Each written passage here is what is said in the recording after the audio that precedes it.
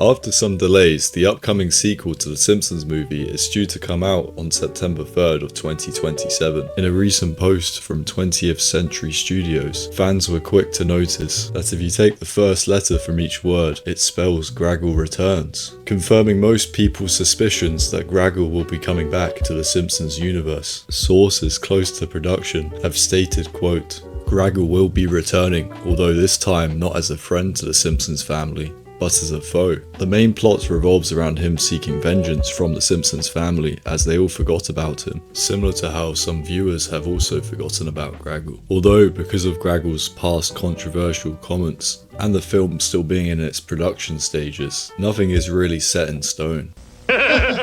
Thanks, Dad. The original villain for the first Simpsons movie was going to be Hank Scorpio, who was first introduced in season 8 of The Simpsons, where Homer takes a high-paying promotion but has to move outside of Springfield, where he meets his new boss, Hank Scorpio, who takes a liking to him.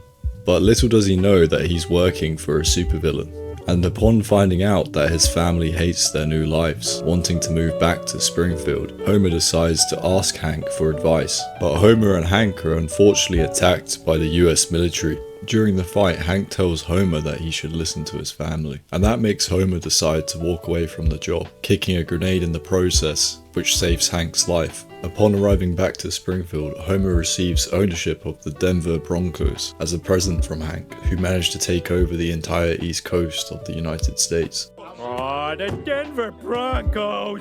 In the end, Hank Scorpio was not used in the first movie, because the production team considered him to be too likable to be a villain. So instead they created the character of Russ Cargill, and used the same voice actor Albert Brooks, which many viewers didn't like, as they felt Hank Scorpio had been replaced by a worse character. So maybe they'll decide to include Hank in the sequel, as his character is still popular to this day.